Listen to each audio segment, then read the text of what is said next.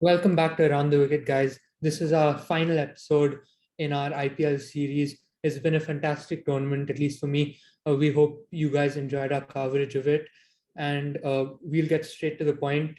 Om clearly didn't like it, but I'm happy because Gujarat Titans won. Obviously, disappointed that KKR couldn't make it through. But after KKR, I was supporting the Gujarat Titans. I attended the final.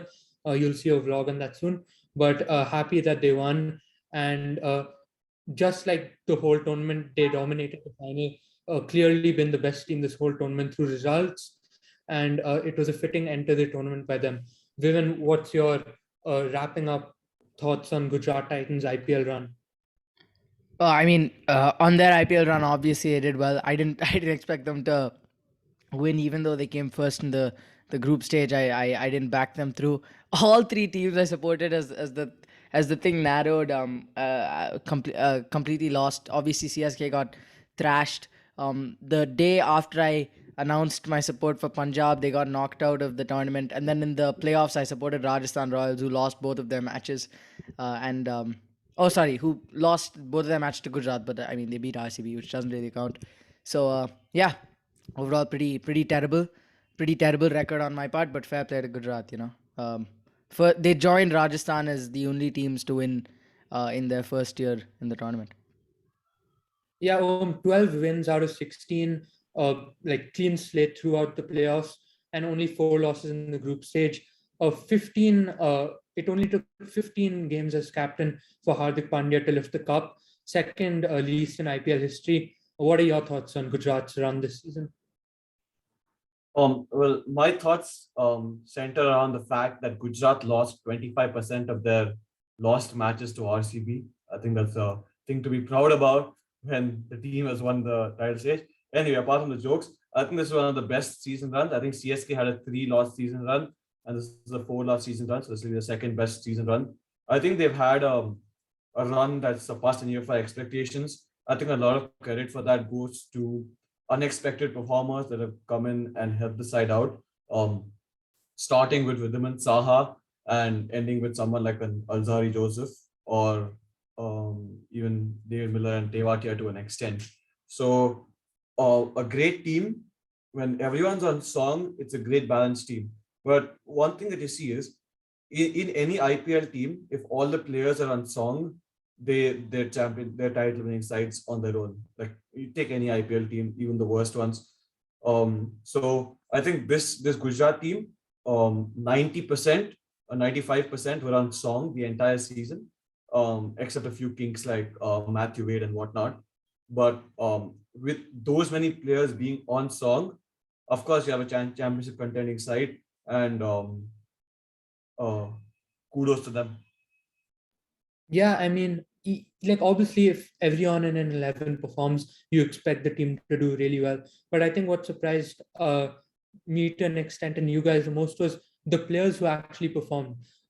Like we all thought David Miller's best was already gone in the IPL. No one expected Saha to do so well like he did. Rahul Tewatia finishing games consistently, not the one-off like we saw in the past couple of seasons, but consistently. And Shami dominating the power play, and even uncapped players like Manohar for the first few games, and Yash Dayal and Sai Kishore. Everyone really like just performed, did their roles to perfection, and I think that's the best way to like sum up Gujarat's performance. It was a full team performance. I think the best way to sum up Gujarat's team performance is Hardik Pandya, because I think they played a brand of cricket that he has carried around like with India for like a long time. Because if you see Gujarat's performances, you'll see that it's not an in-your-face team like Virat Kohli is, and it's not a completely calm and composed team like Dhoni's is. And I think it's a somewhat a mixture of these two. And the biggest aspect of their thing is their tenacity and their attitude of never say die, because we saw that with Rashid Khan's 40 of 19. We saw that with Tewatia's 2 sixes of OD and Smith.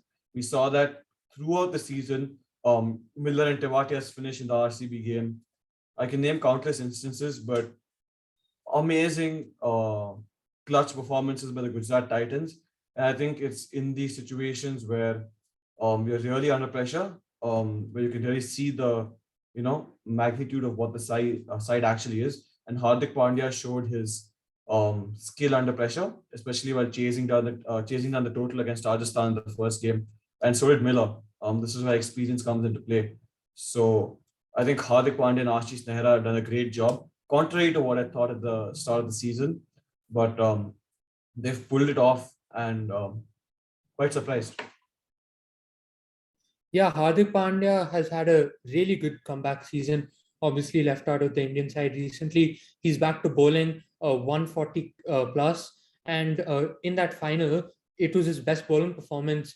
I think 3 for 17, and I was there. He was just bowling beautifully. He was bowling fast. He was bowling accurate, and it was really good. And in the final, he took like the three most important wickets, you would say, Butler, Samson, and Hetmeyer. And the impact he's had, not only just as a captain with his presence, his good bowling changes, even as a bat, he stepped up to number 4, and he's been anchoring and getting runs through the middle overs and staying in the end to finish. It's been a really good season for Gujarat.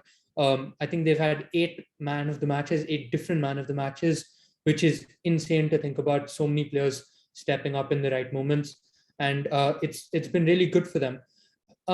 Like I said, Gujarat to me has been a team which you can sum up by talking about how everyone in the team stepped up. One team that we'll talk about now, which I don't think you can say that, is Rajasthan Royals. I think some very few key performers have been carrying them throughout the season, and that really shows when you look at their losses. And those players I'm talking about are obviously Butler and Yuzvendra Chahal. They've had a disappointing end to the season. What are your thoughts on their season, Vivian? Yeah, I mean Rajasthan. I think many of us backed them. Maybe couple of us backed them coming into the tournament because, to be honest, they're like a really packed side. One of the problems that we saw was that they had Padikkal, Padikkal, Jaiswal, and Butler, which is a problem when you have 3 openers, because then someone bats out of position. And I feel like actually Padikkal has batted surprisingly well. He hasn't batted very well at out of position, but he's batted pretty decently. He's had a few good knocks, which I don't think many of us really expected from him batting out of position. Hetmeyer had a few games here and there. Ashwin obviously came in early and hit a couple of 50s. One in not even particularly slowly in some cases. So that was great. But yeah, I think they'll be pretty disappointed with their run, considering how stacked their team was looking, and how in the finals they just weren't able to get runs on the board, which is really disappointing, considering the sort of magnitude of their batting lineup, the stature of their batting lineup. It's a shame that they weren't able to get more. They sort of crumbled. I think they were 92, 93 for 5 at some point, and they were sort of saved at the very end. But even then, from 91.5, 91 for 5, you can't really expect to get to a respectable total that is worthy of a finals first inning. See, if it's Yeah, the at the all good start, side. at the start, when we did our post-auction show, I remember you talking about Rajasthan and how you thought they assembled a pretty solid team. So what's your take on how they ended their season? See, I think they all had good seasons in their own sense. So if you look at a good season for a batsman, it's getting 400 plus runs. And if I look up the stats right now, I think a lot of their batsmen crossed that landmark. And one more thing I would like to add is they didn't have individual performances being match-winning performances. So by what I mean by that is someone like Rajat Patidar, he scores 100 in the IPL final. That's a match-winning performance. Someone like Hardik Pandya, he scores a 60 or 70 while chasing. It's a match-winning performance. Miller scores 90. It's a match-winning performance. What Rajasthan Royals had was a bunch of players who each depended on each other to get the score to 180 or 190. So Samson scored 30, Padikkal scored 30, Hetmaya scored 30, Parag scored 10, and Jaiswal scored 30. So the lineup went like that. And when you add up all those little scores, you get a solid score. And Butler was the only one in that team who actually pushed the bar and scored those match-winning runs. So now when you see their losses, when Samson gets zero and Padikkal gets zero, like whatever, 10 or whatever, then the other players, even if they get 30s, which is what they've been doing to win them the matches, the runs don't add up. And there's a big black hole somewhere. So I think that's the problem with Rajasthan Royals. They weren't able to perform as a cohesive unit, because when they did, they looked really good. But when they didn't step up together as a unit, they looked really flaky. And this can be represented in the bowling lineup as well. Bolt gets that one wicket, but you still need everyone else to do good for you on that day. So you need Ashwin to chip in with a wicket and some economically bowled overs. You need Prasad to do the same. You need Obed to do the same. And one thing that stood out for me was Prasad Krishna's dot balls. He was second only to Dale Steyn on 200 dot balls in IPL season. Dale Steyn had 219. And well, if you're second only to Dale Steyn, I think that's a pretty good record to have. So I think they all had their own moments, but when they really needed to, they couldn't come together as a unit to push them over the line. Yeah, and we talked about this. We've been talking about this throughout the season also. Personally, I think they had one huge problem in their lineup.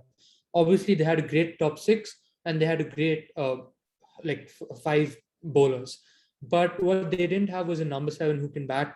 They didn't have that all rounder. I mean, they tried playing Navdeep Saini. Nathan Coulter-Nile got injured after the first game.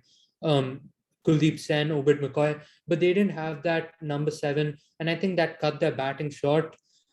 Even though it led to a great bowling unit, I still think that that one spot would always mean that their team was always imbalanced, and we saw that bite them in a few games, even in the final when they had to send Ashwin at six. So I think that was a glaring issue for them that they'll need to solve coming up. But it's been at the end of the year, it's been a very good season for Rajasthan Royals. Obviously, second best, and they finished second best. So the league table held up pretty well uh, after the playoffs. Congratulations to both teams on their success this year, and congratulations to Gujarat Titans for winning their first title in their first season. It's an impressive feat. Now we'll move on to the teams which we support, and unfortunately, none of the teams which we support, RCB, CSK, and KKR, could manage to win the title. In the case of me and Vivian, our teams did pretty bad. Om's team did a little better. So we'll start with me and Vivian to give our takes on what KKR and CSK should do going forward, and then we leave the best for last with RCB and Om. So Vivian, what do you think CSK need to look forward, especially with it being confirmed that Dhoni is gonna stay as captain next year? Oh wow. Yeah, obviously you mentioned our teams had pretty abysmal years. CSK tying in last place with MI, which is that's neat.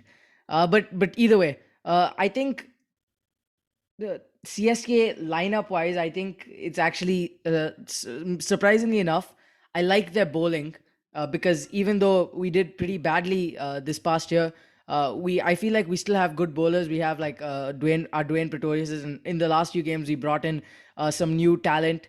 We obviously have Simarjeet Singh, who did very well, as we talked about. We have Padiranna. I think if we just get Deepak Chahar back, which was obviously a huge problem because we paid 14 crores for a man who didn't show up, which is a huge L. He wasn't able to play for us, and a lot of our bowling, I feel like, was centered around the idea of him playing, which he wasn't able to the entire tournament. First, we thought he would be out only for the first month, and then it got extended to the point where he didn't play.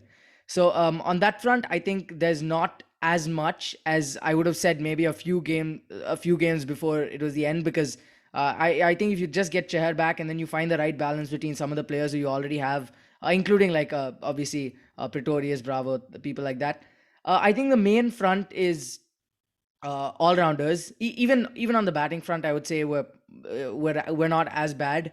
We don't need to focus as much, particularly if Moeen Ali performs as he did at the ending there with a 95, which was a absolutely brilliant score against RR. I think the most important thing is the all rounder front, and the reason is, first of all, if just if it's true that Jaddu won't come back, which Rehan speculated about in one of our previous episodes. You never know. Relations with the team seemingly Right now, they're saying he's coming back. okay. Whatever. Like it depends. I still think Jaddu hasn't performed. He didn't really perform this season. That could be because he had captain duties, which now are back to Dhoni. But I think we definitely need an all rounder, and we also I would like a foreign fast bowler, like and I'm not only talking about obviously Malinga number 2, but I think someone like a how we had Josh Hazelwood for a couple of years there. Josh Hazelwood, Jason Berendorf, more Josh Hazelwood, he's quicker, but someone similar to that, like an Aussie pacer, or someone from New Zealand, just to come and give the CSK bowling lineup a little more uh, a little more of a vibe. Yeah, sure, Mitchell Stark works. But sure, I think just a foreign pacer would really help, and an all rounder. But apart from that, I honestly think that despite CSK's horrible season, if some of our existing players come together and are able to play better, obviously we're going to keep uh, Devin Conway, right? We're going to keep Devin Conway. Hopefully, Moeen Ali performs. We can bring Pretorius back into the side. We know he can bat a little bit later, and he's been brilliant with the ball for us.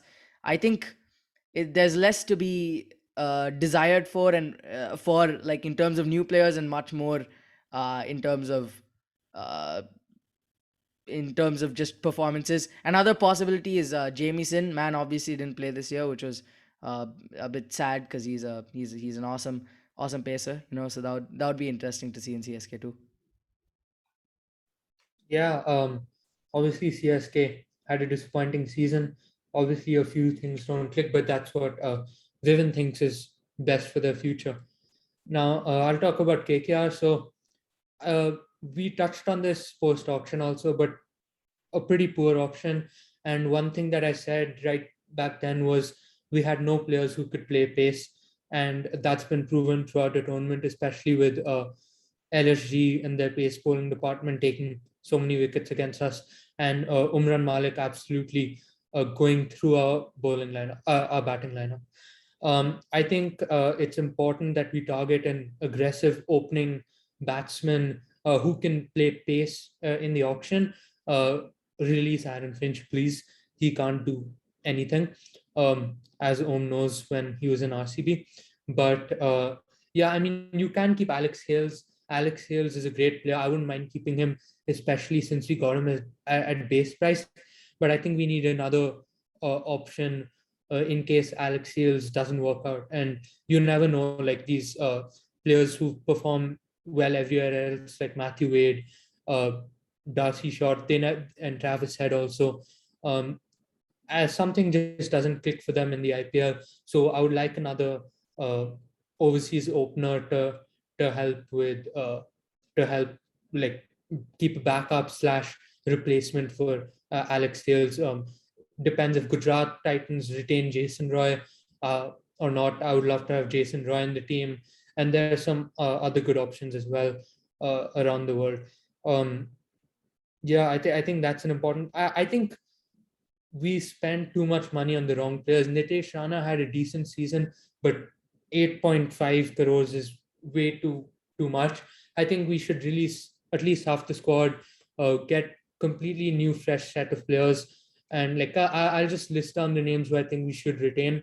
Andre Russell, obviously, Sunil Narayan, obviously, Shreyas Iyer, the captain, Pat Cummins, Varun Chakravarti, Venkatesh Iyer, Nitesh Rana, Sheldon Jackson. Although he had a pretty terrible season, I feel that they used him out of place. He's an opener. You can't bat him at number 7. Rinku Singh, who's like my new favorite cricketer now, definitely should be retained. Rasik Dar, who got injured and had to leave midway, but I thought he looked impressive.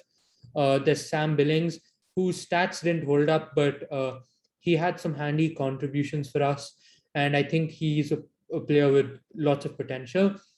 Then there's Ramesh Kumar, a player who I've seen a lot of in domestic tournaments, and I rate him quite highly. And Umesh Yadav and Tim Saudi, obviously, those guys have been brilliant. Great bang for buck picks. Didn't cost us much and performed really well. Um, yeah, so I think KKR has most of the players set for a good first 11, um, barring a few chinks, but our backups are probably the worst in the tournament. So I think we should really focus on that, get some real good Indian talent there. Like even someone like a Rajat Patidar, he went unsold in the auction with 10 teams. Uh, like, how is that even possible? So clearly there's people in the domestic circuit, even Mohammad Azharuddin, a guy who we were talking about in the 2021 auction, who did really well for Kerala and joined RCB. There's a lot of good players. I think KKR, ever since Gambhir left, we haven't had a good auction because like we spend money on the wrong players, and then we just buy the cheapest options left. So I think we need to have a good auction strategy and get good backups. I think that's the main takeaway, because if our first 11 doesn't work out like it didn't for KKR, which I thought we had a pretty strong first 11, but they were just not in form, and our backups were terrible. So I think the best course of action for KKR is get players who can attack pace and get good backups. And yeah, that's it for KKR. RCB obviously had a much better season than KKR and CSK. Reached the playoffs for the third time in a row. Unfortunately, couldn't like win. But I'll let Om talk about that now. Yeah, so at the start 2020, if you had told me that we reach a playoffs 3 years in a row, I'd have taken that. So I'm quite happy with the performance of the last 3 years, because after 17, 18, 19, those were sad times, dark times, especially 2019. So according to me, RCB had the best backups in the tournament, even when we didn't have our main players, who are actually our best players. If I looked on that list, I talk about Maxwell, Hazelwood, or whoever. We still won. So I personally, I want to release only 3 people in the squad, and these 3 players, well, some are controversial, some are not. The first is Sherfin Rutherford. I don't think he's a like-to-like replacement for Glenn Maxwell, and I want someone else as a replacement for Glenn Maxwell, someone who can play at number 4 spot. And Rehan was talking about some people like Darcy Shaw, Travis Head, who never do well in whatever IPL. I think one reason for that is BPL and IPL have completely different standards. If you know football, it's like talking about, I don't know, man, Premier League and Indian Super League. So completely different standards, so you can't expect the same performances. So as a replacement of Shafin Rutherford, I don't have a batsman in mind. I mean, as a replacement of Glenn Maxwell, but I think once the auction comes up and whoever's released, I think we'll get great options that we can try. I mean, if you want to go to Owen Morgan to replace Glenn Maxwell, sure, I'd be up for that instead of Shafin Rutherford. I wouldn't mind Rassi van der Dussen as well. So I hope we get some. I hope we get some picks. Other than that, my next player that I want to release is Jason Behrendorff. I don't think he's a Josh Hazelwood type bowler with replacement. I think he's a swing bowler up top, and I don't think we need that again with Mohammad Siraj. So I would really want to leave Jason Behrendorff, and I think we can get in someone much better. Personally, I want Neil Wagner, but I know that's not happening. So someone from the Australian circuits, someone who can bang it hard, someone who's a bowler like Hazelwood, death bowler. So if there is someone that will be good, because Jason Behrendorff is not it. Uh, Maybe Jai Richardson, but not too much. Other than that, my third player, it is a surprise to many people because he did so well for us this season whenever he bowled. It's David Willey. I don't think he's a replacement to Vanindu Hasaranga or whatever role he's there for. I don't think he can play the same role. So if people like Adam Zampa and Tarbesh Shamsi are going unsold in the auction, I think you'd rather take them over David Willey in your side and put them in as replacements for Hasaranga. So those are three players I'd actually like to change. Other than that, I think, drop Luvnitz Sisodia because you have, Patidar. Chama Millen looks promising from what I've seen in some, net action. Everyone else looks pretty decent, so I don't really want to drop them. Promising people for the future. I mean, technically, even Akash Deep, I think he's decent for the future. His economy rate was just a bit too high. So, yeah, that's my recap of RCB. And the biggest takeaway from the last three seasons should be don't make too many changes because if I look down RCB's 15 no it's 16 games this season, there I think they have only one or two changes which were actual changes to the side, and the rest are just forced changes. So I think they should really do that. I think one actual change to the side was dropping Siraj, then it was dropping Anuj Rawat. I think the third one was dropping Suyash Prabhu side. So I think there have been only three proper changes, and that's really good. And they should keep the same. They should keep it consistent. So yeah, I'll hand it back to Rehan. Yeah, I mean, hashtag retain Akashdeep. But I heard one thing you said, like looking for a good replacement for Hazelwood. And a name that popped into my mind was Cameron Green. Obviously, he can hit those hard lengths. He's a tall guy. He can do that, and he also knows how to bat. So, what do you think of that replacement? See, if you take someone like Cameron Green, you'd rather have Kyle Jameson, but I expect Jameson's going to go for a buttload of money, so you're not going to buy him back. But I don't want someone like Cameron Green. I think Cameron Green will be a bit expensive if he plays, considering his first season, whatever, whatnot. I would want someone a bit more experienced because in a the role that Hazelwood is playing for RCB is very delicate, and if you mess that up, we are somewhat blown out of the water because you don't have a fifth bowler, and if you're playing on pacey tracks, Shabaz Ahmad is your fifth bowler, and that doesn't work for you. So you need a strong pace trio. So I'd want someone who's completely suitable for that role. Mark Wood is a good choice. I think raw pace might be a bit expensive, but I like the raw pace. I think he can do really well if nurtured well enough. So the options exist. Cameron Green, not it. Yeah, okay. So that's all of our thoughts on what our respective teams should focus on heading into next IPL. Um, I think that wraps it up for uh, everything we've for all the teams and all the players. We'll conclude with our awards of the season. We've been having weekly awards, but now we'll wrap things up with awards on the whole season, and we'll do like the basic ones, of course, that everyone does.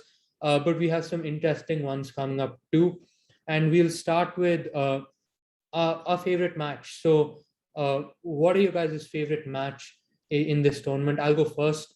Personally, my favorite match was KKR versus Mumbai Indians when Pat Cummins went absolutely ballistic with that 14 ball 50. I mean, as a KKR fan, it was just pure joy to watch. And as a Pat Cummins fan, also, it was brilliant because uh, obviously it's not what you're used to from Pat Cummins. He's handy with the bat, but you're mainly looking out for him to perform with the ball. But him coming in and just destroying that match, cutting Mumbai Indians down from the legs, it was just pure joy for me to watch.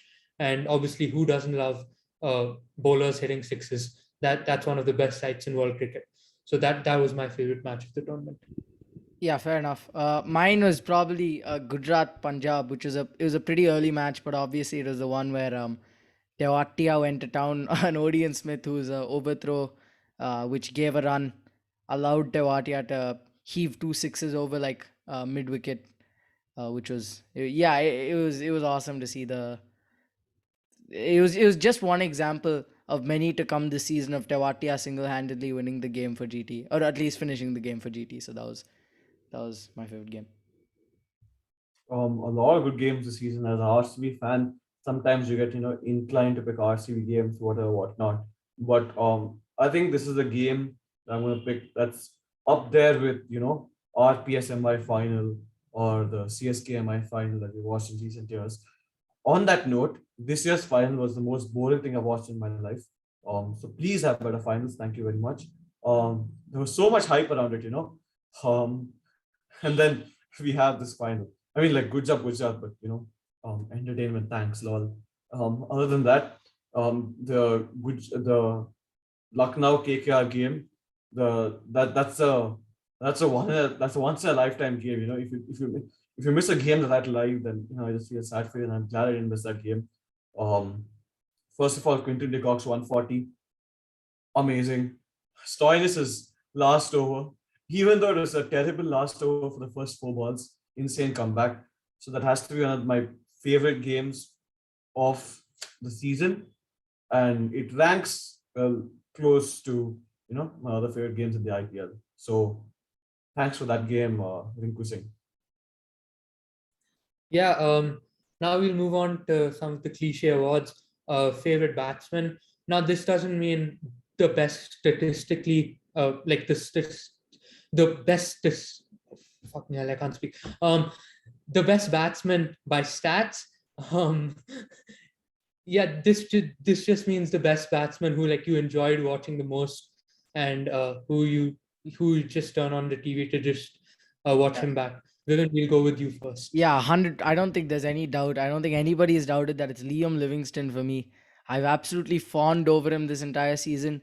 His innings against RCB was beautiful. It was an absolutely brilliant innings. The combination of great Liam Livingston shots with the sight of RCB being demolished was something to be accounted for. He one of the most sixes of the season. He's explosive every time he bats. You get visions of a. He's the reason. He's the reason I. Liam Livingston's the reason I believe in God, to be honest, because his innings were so entertaining, and yeah, higher power would have had to put him there. I see.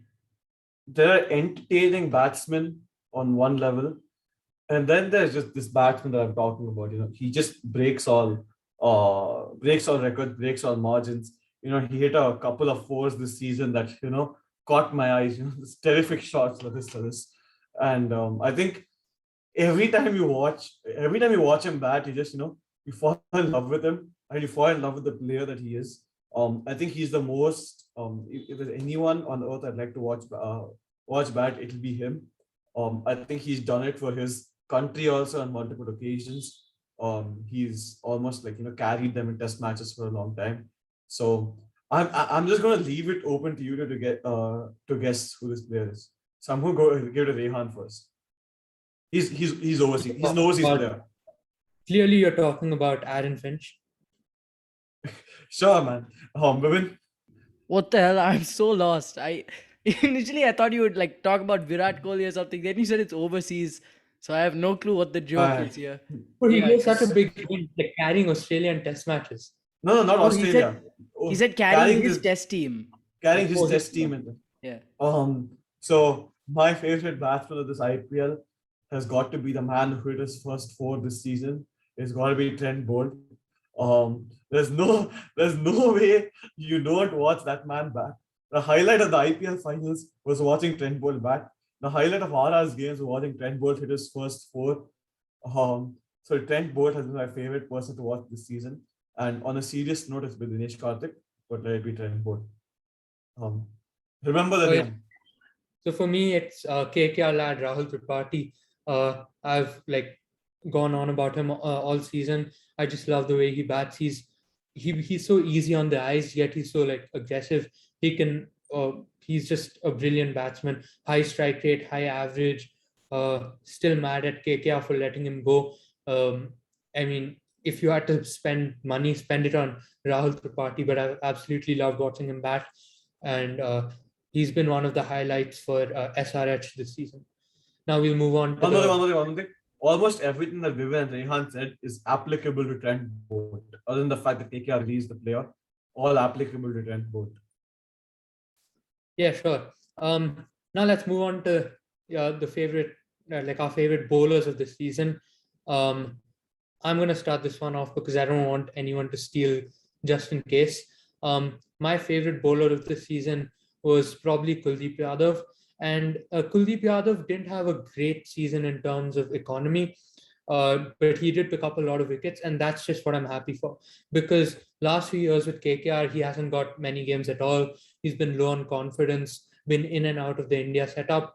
But now with Delhi Capitals, he's got a consistent run across all 14 games, and uh, he's bowling faster now, which I think is really important, and he's picking up wickets. Don't think he was the best bowler of the season, but just watching him get wickets, watching him bowl fast, get his confidence back, that's been a joy for me because I've been a fan of Kuldeep Yadav ever since he joined KKR, and it's good to see him back, and hopefully things just get better for him.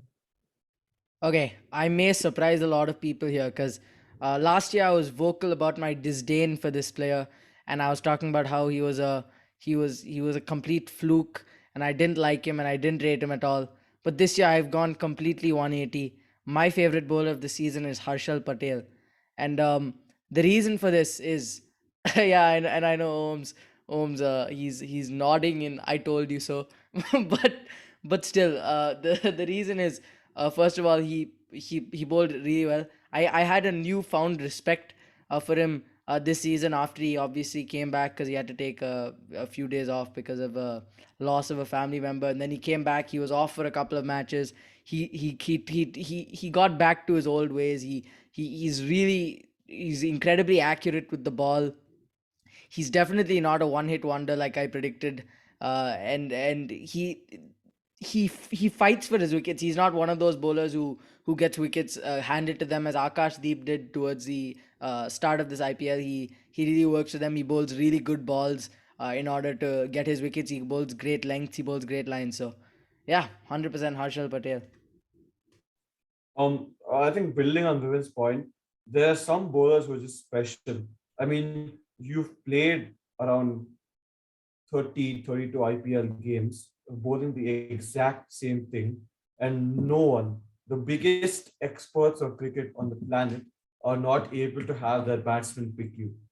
I mean, you have Dhoni, you have Mahela Jayawardena, Kumar Sangakkara, you have the biggest names in world cricket who have absolutely demolished legends of the game, and they can't figure out how to pick Harshal Patel. And I think that makes a special bowler and that makes a special person.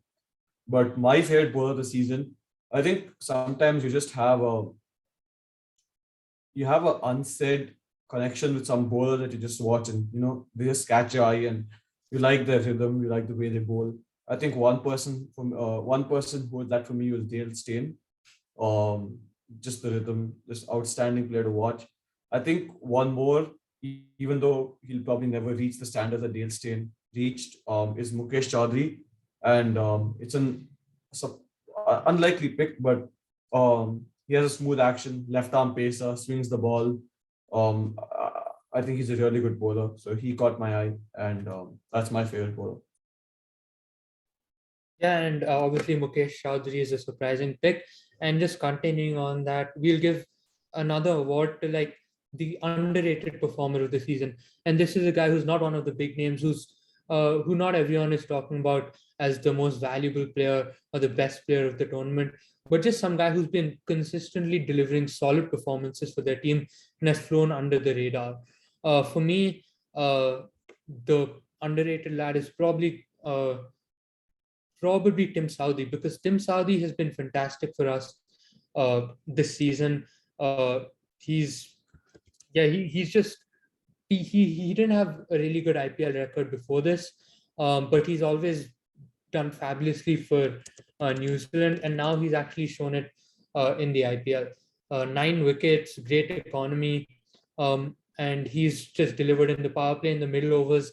He's not been too expensive at the death, and for someone who's gone base price and who not everyone rated really highly at the IPL level, I thought he's done fantastically for KKR, and I've been really impressed by him and pleasantly surprised.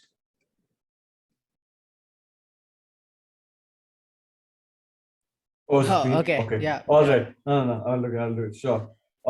I think this for me. I think as soon as this award, was written down and I saw it, only one name popped into my mind. That was Shikhar Dhawan. I don't think people are giving him appreciation for what he has done this season. I think he has 430 plus runs for the Punjab Kings, and this is really good season, especially when the entire batting lineup other than Livingston have been kind of shaky, giving you like 30 runs or something like that. Shikhar Dhawan has been doing really well. Underappreciated for sure. Other than that, obviously you have, Arshdeep Singh, Alzari Joseph, all these guys. But I think Shikhar Dhawan, he's a special one. I think he's been underrated almost 50% of his career, especially when he plays for India. I think there's no way you have an ODI 11 in India without Shikhar Dhawan opening for you. So I think Shikhar Dhawan has to be the man. Yeah, fair enough. One of the people I was considering was Shikhar Dhawan, and I was probably gonna say him if you hadn't stepped in. And another person I was gonna say was probably Dwayne Pretorius, but I feel like I myself have diluted the underrated sort of value because I talk about him like every chance I get. And so I'll say Kagiso Rabada because he got 23 wickets this season. Not a lot of people have been talking about him. When we talk about DC, we're talking about you know, uh, we're talking about Rishabh Pant, maybe Rishabh Pant's captaincy or David Warner's batting or whatever. We're talking about something. We're not mentioning. We're not. No. Rabada plays for Punjab. Oh, oh right. Oh my God. Did you not know that? No, I knew that. I don't know what the hell happened. My mind just froze, bro. Oh no. Bro, aren't you a Punjab fan? I am. Oh my God. Okay, what the hell is wrong with you? I even wrote down Rabada PBK as I'm such an idiot. Okay, whenever we talk about, let's just ignore that part. I'll edit it out. No, I won't. But whenever we talk about Punjab, we talk about I can't even continue. I don't know what the hell just happened there. We've talked. No. Okay, either way, he's underrated. 23 wickets, the banger. Yeah. Now we'll move on to a similar thing like this. The best bang for buck player, the best value for money, you would say. Um, Franchises spent not a lot of money on this player and they delivered immensely. And I think there are quite a few this season who've not gone for the prices you would expect, but have performed exceedingly well. For me, obviously being a KKR fan, the one that stands out to me is Umesh Yadav. He went unsold in the initial rounds, but last minute, because KKR had no money and had to pick up players to complete their quota, they picked up Umesh Yadav for 2 crore, and what a season he's had. Uh, Gave away only 288 runs in in the in the whole season, which is incredibly low for a person who's bowled all of their overs. He picked up 16 wickets, great economy, and he even had some handy cameos with the bat. And it really warms my heart to see a seasoned campaigner, an old warhorse like Umesh Yadav, come back to the IPL and just show that he's still here and he can still perform. It's great to see, and obviously as a KKR fan, it stands out more. See, I think there were many players that did well, whatever. But you get your biggest value for money when you perform in crunch situations where very few would succeed, high pressure situations. And I think scoring, um, how do you say, 150, no, wait, not even 170 runs in two playoff games with an average of 170. I think it's an incredible feat.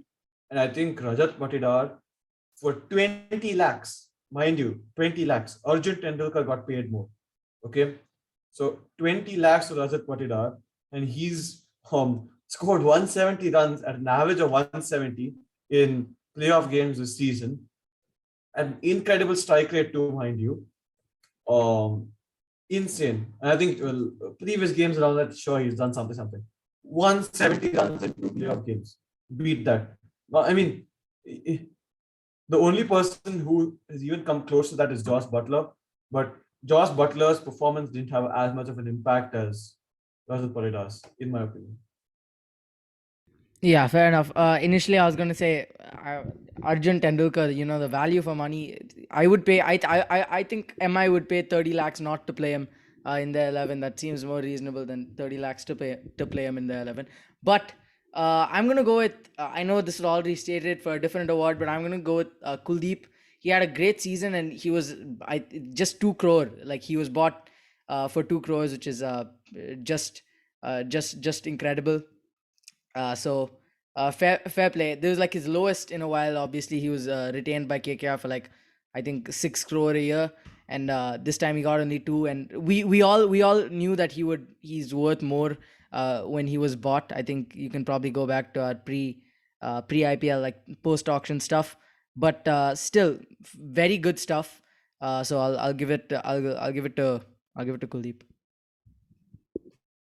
Yeah, great picks. Now we'll move on to another cliche award, the player of the tournament from each of us. Now, by this, I don't mean your favorite player of the tournament. I literally mean the player who you guys think was the best player, who had the maximum impact for their team. And this doesn't need to be from a team that did really well. It just means that the player did really well.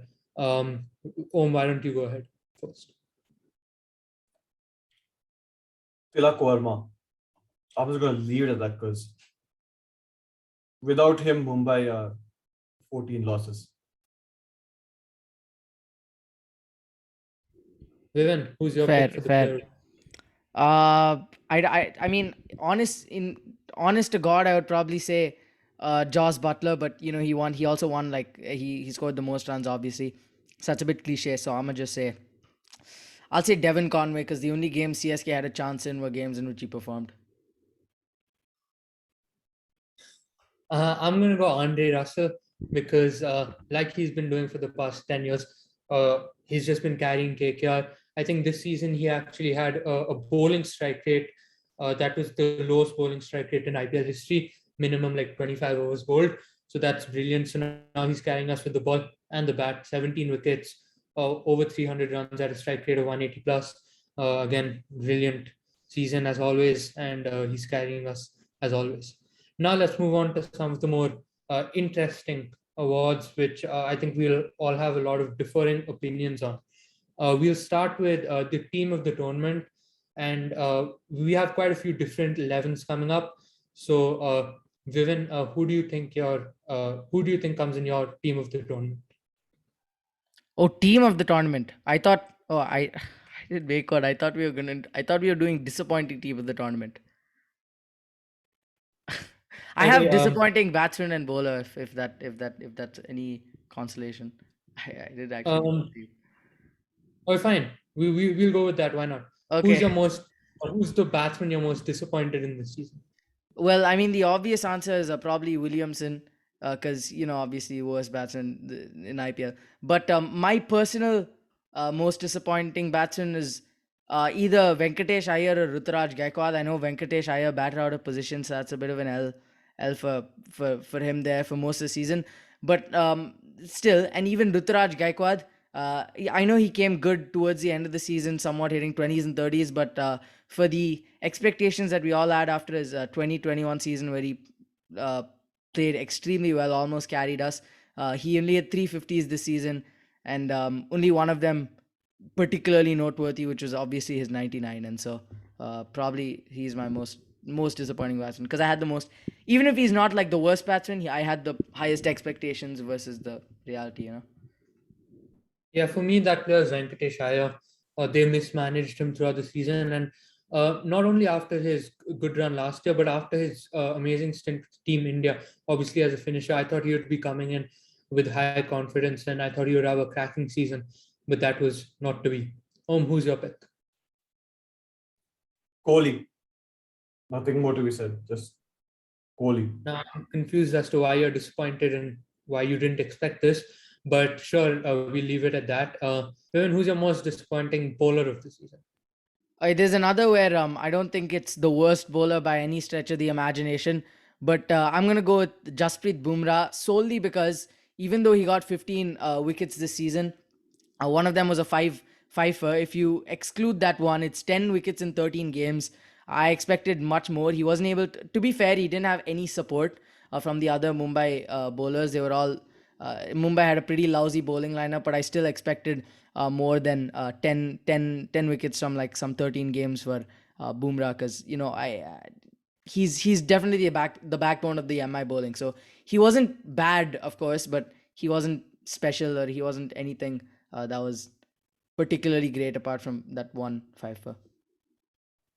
Yeah, for me, obviously I mentioned his feats with the bat earlier, but Pat Cummins has been disappointing for me. I think all of his games, barring one, he went above 10 runs per over, picked up only a handful of wickets, and from one of the greatest, uh, I'm sure he'll end up as one of the greatest bowlers of all time. It's been a disappointing season, even though his exploits with the bat uh, were very good. As a bowler, I don't think he stepped up, and I don't think he had a very good season at all. we'll move on to you. I think I have a feeling that I know who you're going to say. Does his name start with C and end with Raj? So no, I'm not gonna say Muhammad Siraj, but Warren Chakravarti is on my list. I'm gonna say two players. Warren Chakravarti. I personally have a lot of hate for Warren Chakravarti because he took Yuzvendra Chahal's side in the World Cup squad. So we get to that a bit later. But the other player I have is Henrik Nortia. I had huge hopes from me, and I mean, I had huge hopes from him. I have huge hopes from me also, but like I had huge hopes from him. I think he did quite poorly, and I think he let Delhi down a bit in a sense. So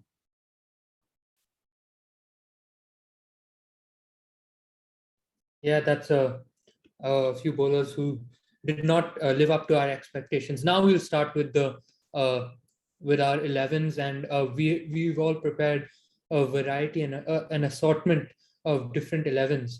And since I'm the only one with the team of the tournament, I'll start with that, and then we can move on to some of the more creative 11s of the season. So for me, my openers are Butler and Warner. Pretty self-explanatory. They both average above 50. They both strike brilliantly in the power play and outside the power play. And left hand, right hand combination, great start. At number three, I have Rahul Tripathi. Obviously, I mentioned earlier also, I love Rahul Tripathi, my favorite batsman of the tournament. At four, I have Hardik Pandya, who's also going to be my captain. Brilliant bowling option. And we've just seen him evolve as a captain and as a batsman throughout this tournament. At five, I have David Miller. Now, I thought of including Liam Livingston, but I already have enough bowling options in my team. And David Miller just impressed me so much, striking at around 160, averaging at, I think he has the highest average this season at 69, probably 70. Nine not outs in the season out of like 15 innings. That's more than insane. Killer Miller is truly back. He's my number five. At number six, I have Andre Russell. Love Russell. Can't have an IPL 11 without Russell. And him picking up 17 wickets at an amazing strike rate also helps. Number seven, I have Dinesh Karthik. What a finisher. Um, got the super striker of the season. Has been averaging really well and definitely saved RCB a few times when they were in trouble. So he's my uh, number seven and keeper. At number eight, I have Harshal. Vivian mentioned him as his favorite bowler of the season. Harshal really impressed me when he made his India debut in the series against New Zealand, and that's when I knew that he could step it up to the big stage, and he didn't disappoint this IPL as well. Then I have Umesh Yadav, great option at the power play, uh, and I just love KKR lads, so he's in. Then I have two spinners because I already have Hardik Russell who can also bowl, and then I have Umesh and Harshal as our main pace bowlers. So that's four pace options. I thought I can pick two spinners, and I've got to go with Kulcha, Chahal, Purple Cap winner, Kuldeep. You can't have Chahal without Kuldeep. They make one another better when they play together. So that rounds off my team of the tournament. Um, yeah, that's my team of the tournament. Vivian, you said you had prepared a most disappointing 11 of the tournament. Who you got in there? Yeah. Oh no, there's a bad gag. This is my disappointing team of the tournament. Opening Ruturaj Gaikwad and Robin Uthappa. 1 down Mitchell Santner. 2 down Shivam Dubey. 3 down Ambati Raidu. 4 down Ravindra Jadeja. 5 down MS Dhoni. 6 down Dwayne Pretorius. Uh, at number 9, Dwayne Bravo. At number 10, Mahesh Theekshana. And at 11, Mukesh Chaudhary. Coincidentally, it happens to be the exact same team that CSK had played after they dropped Devon Conway, who's been the only bright spot who's been the only bright spot in CSK this entire season. So yeah, that's my disappointing team of the season. I think you guys will agree. I don't know how you can dispute that. Yeah, that 11 certainly makes sense. Now, you have an 11 prepared for us. What's that? Yeah, so I wouldn't call it a disappointing 11 as much as the worst 11 of the season, um, because some of them lived up to their expectations, which are quite shit. So, the first thing is these players are mostly playing where they played for their sides. Second thing is they have to have played 5 games. I have one player who's played only 4 games, but that's because I couldn't find anywhere else. So around that range and that plus, and those are the similar criteria. And obviously, you have to have a balanced level to keeper, captain, whatever. So Kane Williamson opening, I think that's an absolute given. If you don't have Kane Williamson opening there, you're either mentally deranged or you're not been watching the IPL. The second opener, one of my, I mean, Anuj Rawat, I'm just going to say, I don't want to talk about him more. I can't talk about him. Anuj Rawat is there. Number 3, a player who I love to watch, a player who's carried Karnataka, a player who is one of the most successful captains in domestic history, Manish Pandey, terrible IPL, kick him out of Lucknow Super Giants, send him to RCB and play him. Anyway, at number 4, I have Ambati Raidu. I think it's fairly obvious to say that he's had quite a horrendous season. Not enough strike rate, not enough big performances. I don't think he had even one game where he's just taken it up a notch. The old Ambati Raidu is gone. At number 5, I have a player who started the game as an opener, but now is at number 5. Let's start the IPL. I have Mayank Agarwal. I think the captaincy has, put a lot of weight on his shoulders, and he's down bad. I think he'll come back better next season. I hope he does. At number 6, so I had a dispute for the number 6 position, and it's between 2 players. I don't know if it's obvious or not, but right now my number 6 is Kyron Pollard. One more thing, this side has exactly 4 overseas players. After that, obviously, Ravindra Jadeja at 7 as my all-rounder. Chris Jordan as 8 as the batting option or whatever. Shivam Mavi at 9. He may have taken a couple of wickets here and there, but his economy rates were insane. I think he got thrashed all around the park. He's much better than that. And at 11, I have my last overseas option, which is Tymal Mills. He's seen better days. Oh, wait, no, that's 10. At 11, I have Mohammad Siraj. I don't think you can not have Mohammad Siraj. So, You definitely can't argue with Mohammad Siraj being in the worst 11 yeah, because he was, in fact, the worst bowler. Yeah.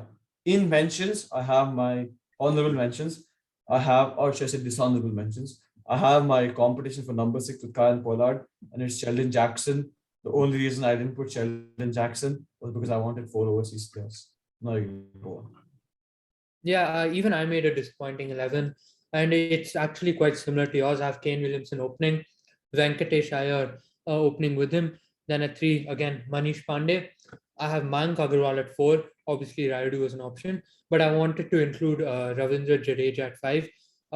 I think he was in the form of the life before the IPL, 175 in a test match, like amazing T20s against Sri Lanka. So he's my number 5. Then I have Shah Rukh Khan at 6. Expected more from him. A player you mentioned, Sheldon Jackson at 7, and he's going to be my keeper. Pat Cummins at 8. Again, very disappointed with him. Shardul Thakur, really disappointed with his bowling. In fact, very poor.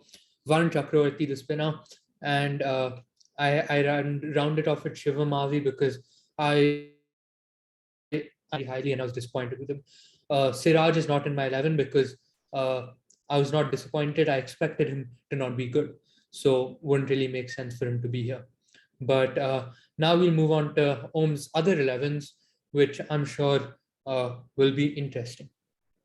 So I'm going to start off with my uncapped 11 of the tournament. I think this is fairly straightforward, but I do have a lot of mentions when I want to talk about my mentions in detail.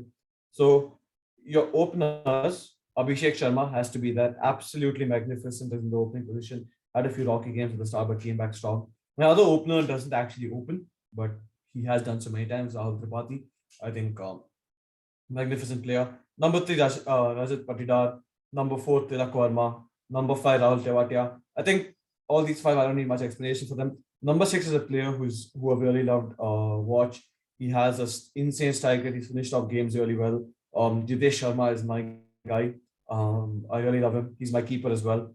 I think he's got a bright future, and I think if Punjab treats him the right way, I think you could see big things from Jitesh Sharma. Imagine you finish with Liam Livingston, Jitesh Sharma, Shah Rukh Khan. I mean, all 3 youngsters, all 3 brilliant hitters of the ball. Good times. In my next, I have a player who's, well, you wouldn't say he's like a standout player or whatever, but you always love a player who accomplishes what he's meant to do. He's played his role to perfection. It's Shahbaz Ahmed. If you need runs from him, you have them. If you need a couple of economic overs from him, you have them. Sometimes he even gives you a wicket. And on the field, he's obviously a really good player. After that, I have 4 bowlers, 4 pacers, all 4 pacers doing different roles, all 4 pacers doing really well. Arshdeep Singh, Mohsin Khan, Mukesh Chaudhary, Umran Malik. Mukesh Chaudhary 3 overs up top, Mohsin Khan 2 overs up top, Arshdeep 1, Umran Malik bowls solely through the middle, Mohsin Khan, Arshdeep to finish off with the death. I think it's a really good bowling lineup when you stack it up with Rahul Tewatia and Shahbaz Ahmed. Now, my honorable mentions, they go to Rinku Singh. Rinku Singh is there, but he did not play as many games as I would have liked him to. That's why I've kept him in my mentions. Ayush Badoni is in my mentions, but I would like to point one thing out. After the first 2 games, Badoni has not done anything more than jack shit in the rest of the season. People just say Badoni. But out of the first 2 games, he's not really done anything. So I don't have as much. I don't put as much value to him. Yash Dayal and Yashasvi Jaiswal are my next 2 mentions. I think both of them have a lot of value. Yashasvi Jaiswal especially. Yash Dayal, exquisite lines, good bowling at the death and whatnot. So now, one thing I'd like to ask you is, do you have any changes to the 11? Because I know you haven't made this 11. Would you have any changes to my 11? So Abhishek Sharma, Rahul. Yeah. You mentioned Jaiswal. I would definitely have him in there. Who is your number 4 again? Tilak Verma. Yeah.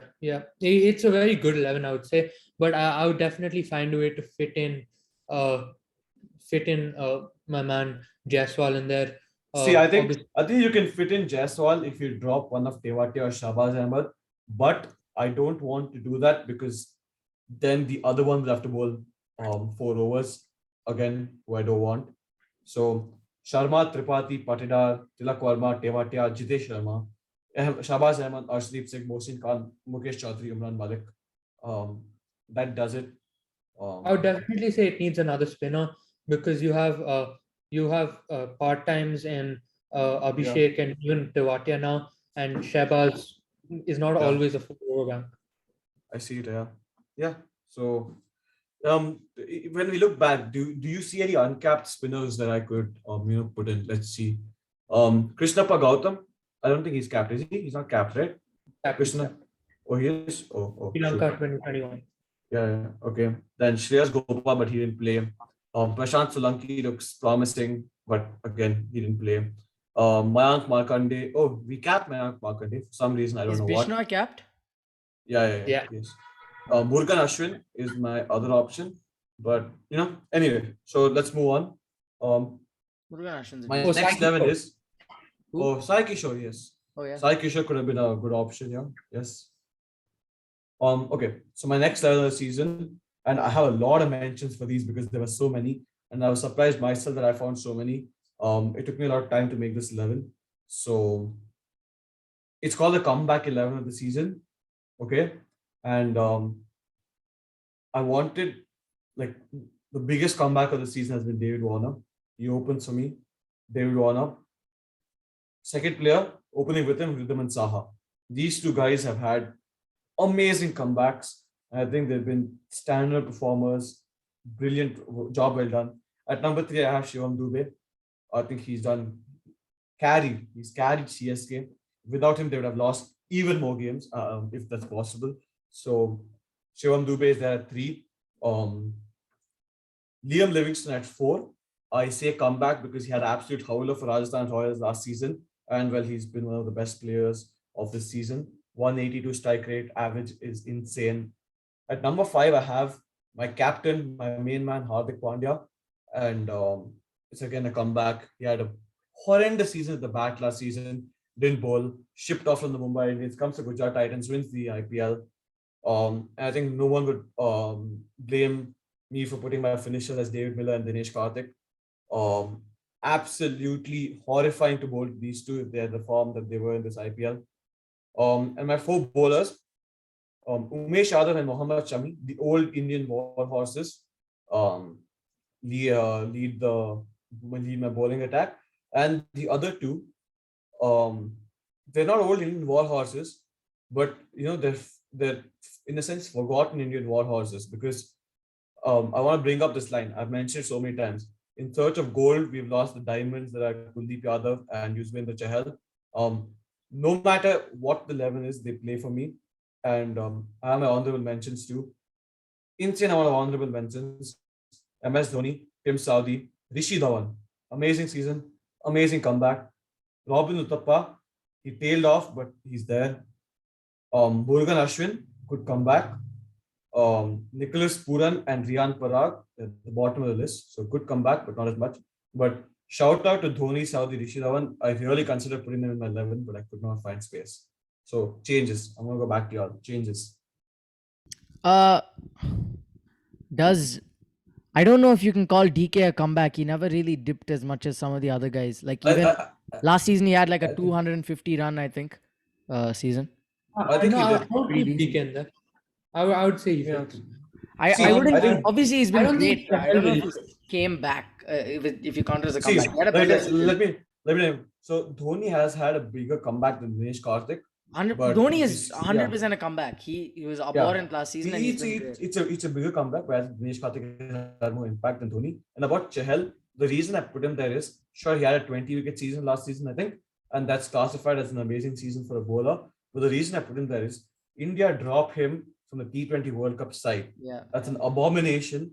And I think this comeback No, of but 27 wickets. he got those wickets after he was dropped because the No. T20 World Cup squad Yeah, came yeah, out. yeah. He did. Whatever. But India still had time to make changes. They weren't going to whatever semantics. But 27 wickets, highest number of wickets for a spinner in the season of the IPL. Yuzvendra Chahal, he's my king. Kulcha, comeback kings. Yeah. And I just have one last change. Vivian, do you have anything to add? No. What else? What are you I saying? just have one last change. Yeah. Shivam Dube, obviously, he did fine, but I would definitely put Lord Rinku Singh in there. I mean, he was clowned upon in the last cycle. People made jokes on him, called him a quota pick, but this season he's shown that he is really the best batsman this league has ever seen, and I think he definitely deserves to be there. See, I agree with all that, but I think this was Rinku's first real season of exposure. I don't think it was his first real season of exposure. I think his first real season of exposure will be when he plays 10, 11 games in the season. So I think that's going to be next season, and I can't wait to watch him. But yeah, that's it for my 11s. Yeah, and who isn't looking forward to watching more of the great Rinku Singh bat? And I think that's a fitting note to end our IPL series. We obviously have content coming up for you even after the IPL ends. We have the vlog for the IPL finals, which I attended, and then obviously international cricket is coming back. South Africa T20s, England Test matches, and obviously the most anticipated tour of Ireland. So we got all of that coming for you right on this channel. Make sure to stay tuned, subscribe, share to all your friends, and we hope you enjoyed this series on the IPL as much as we enjoyed making this content for you. Any last words before we wrap things up, guys? Trent Bolt, best batsman.